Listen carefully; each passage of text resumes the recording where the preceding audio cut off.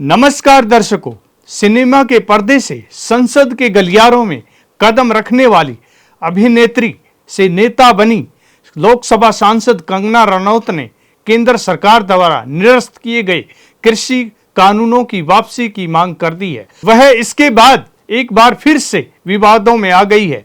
ऐसे में कंगना का यह बयान वैसा ही है जैसा कि वह पूर्व में अपने बयानों के जरिए विवाद पैदा करती रही हैं।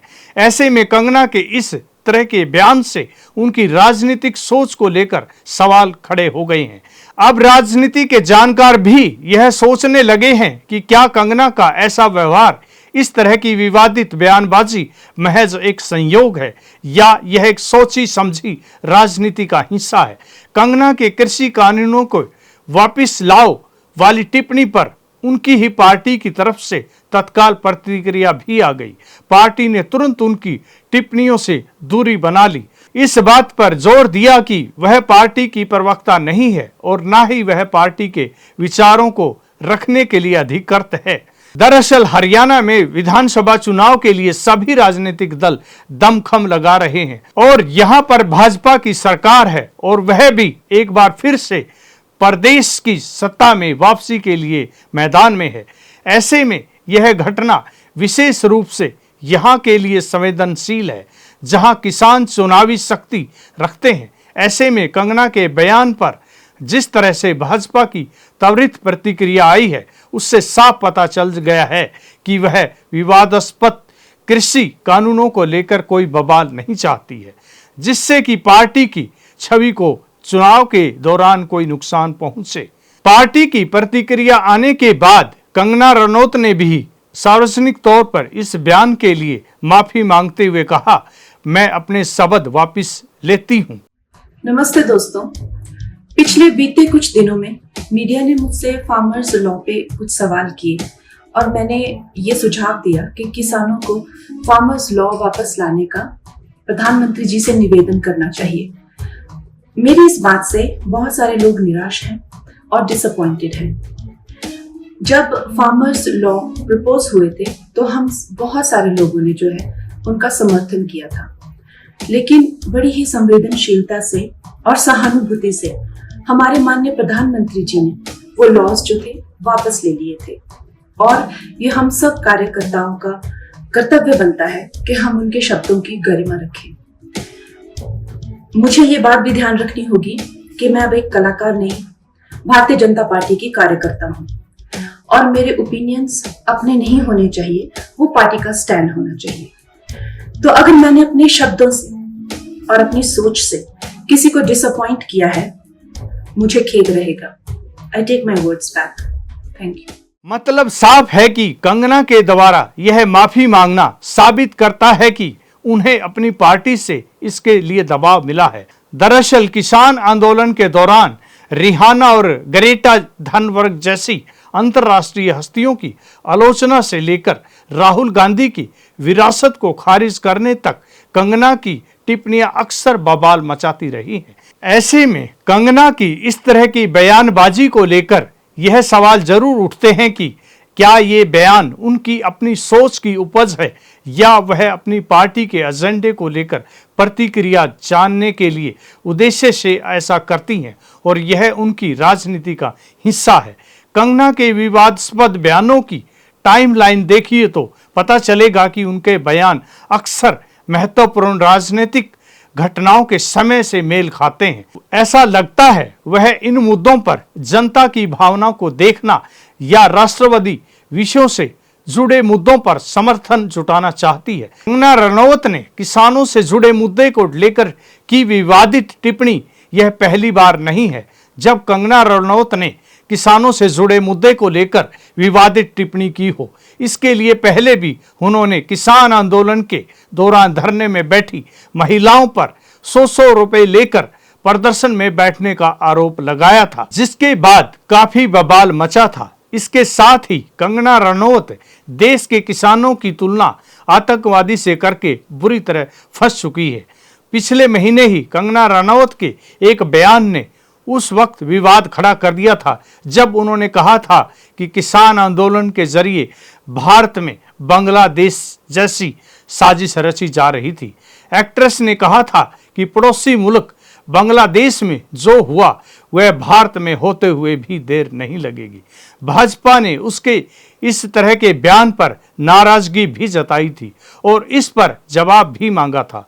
5 अक्टूबर को हरियाणा में विधानसभा के चुनाव होने वाले हैं। हरियाणा में किसान वोटरों की संख्या अच्छी खासी है। ऐसे में विधानसभा चुनाव में किसान किसी भी पार्टी की सरकार बनाने में अहम भूमिका रख सकते हैं। फिलहाल 10 साल से भारतीय जनता पार्टी की सरकार है यहाँ और किसानों का मुद्दा वह बार बार उठा रही है। ऐसे में भाजपा कंगना के इन बयानों को लेकर राज्य में किसी भी तरह का जोखिम नहीं उठाना चाहती है। हालांकि हरियाणा विधानसभा चुनाव से पहले कंगना रनौत किसानों को लेकर विवादित बयान क्यों दे रही है, इसको लेकर जरूर सवाल खड़े किए जा रहे हैं और लोग यह भी जानना चाह रहे हैं कि उनका बयान संयोग है या फिर प्रयोग है। क्या कंगना रनौत के जरिए पार्टी ऐसे विवादित मसलों पर सियासी दलों का मूड भांपना चाह रही है या फिर अभिनेत्री कंगना रनौत भाजपा में किसी की बात सुनने को तैयार नहीं है। कृषि कानून के मसले पर कंगना रनौत कई बार ऐसी बयानबाजी कर चुकी है। कृषि कानून पर सियासत गरमाई हुई है। राहुल गांधी ने कहा है कि बीजेपी के लोग विचारों को लेकर जांच परख करते रहते हैं।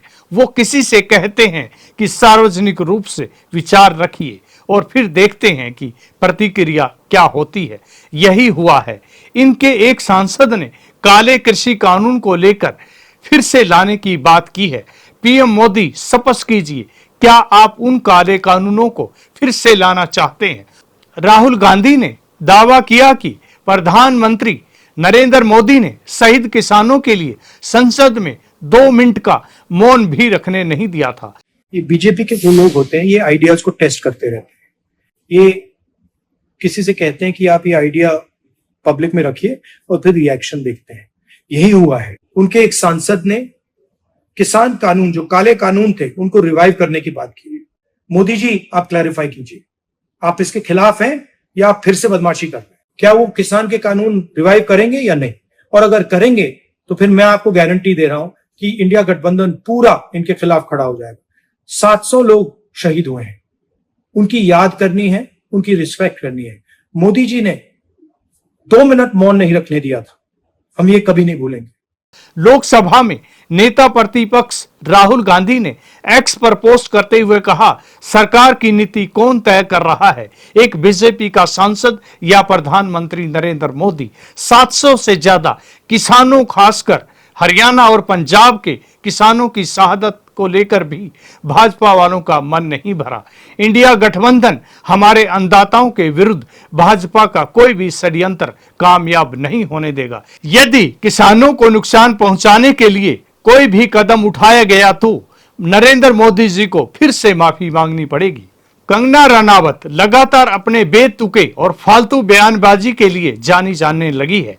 अक्सर ऐसे बयान देती हैं जो देश के आम नागरिकों और किसानों की समझ से परे होते हैं। कंगना रनौत कभी कहती हैं उनको ऐसा लगता है देश में आजादी उनको नरेंद्र मोदी के 2014 में प्रधानमंत्री बनने के बाद मिली है। जो हमारे प्रधानमंत्री हैं वो एक युग पुरुष हैं और हमारा सौभाग्य है, हमारे पूर्वजों ने मुगलों की गुलामी देखी, उसके बाद अंग्रेजों की गुलामी देखी और फिर कांग्रेस का ये कुशासन देखा। लेकिन 2014 में हमें सही मायने में जो है वो आजादी मिली है, हमें स्वतंत्रता मिली है, सोचने की स्वतंत्रता, सनातन की स्वतंत्रता, अपना धर्म बनाने की स्वतंत्रता, इस देश को हिंदू राष्ट्र बनाने की स्वतंत्रता। कभी कहती है किसानों द्वारा लगाए गए धरने पर औरतें 100-100 रुपए लेकर बैठी हैं। कभी कहती हैं कृषि कानून सही है, किसानों को कृषि कानूनों को लागू करवाने की मांग करनी चाहिए। किसानों के विरुद्ध बयानबाजी के चक्कर में कंगना रनौत को काफी विरोध का सामना करना पड़ा है। इसकी बयानबाजी से खपा होकर बहुत सारे लोग इसके खिलाफ सोशल मीडिया पर पोस्ट लिखते रहते हैं। कंगना रनौत की बयानबाजी के खिलाफ देश के ज्यादातर किसान और उनका परिवार नाराज है। कंगना की बयानबाजी से खपा होकर एक किसान परिवार की लड़की कुलविंदर कौर ने कंगना रनावत के मुंह पर थप्पड़ तक जड़ दिया था। सोचने वाली बात यह है कि तथाकथित कंगना फिल्मों की नायिका कहलाती है और अब देश की लोकसभा में सदस्य है। क्या कंगना रनावत फिल्मों में नायिका बनने के बाद और देश के दूसरे नंबर की सबसे बड़ी पंचायत की सदस्य बनने के बाद भी ये समझ नहीं पाई कि कैसे बोलना चाहिए और क्या बोलना चाहिए? कंगना रनावत की ये बातें बिल्कुल समझ से परे हैं। कंगना के शुभ चिंतकों को कंगना के मानसिक संतुलन की भी जांच करवानी चाहिए। कहीं कंगना रनावत से लोग वैसे ही नाराज चल रहे हों और वो किसी गंभीर बीमारी से ग्रस्त हों, इस बात की जांच करवाना बहुत जरूरी है।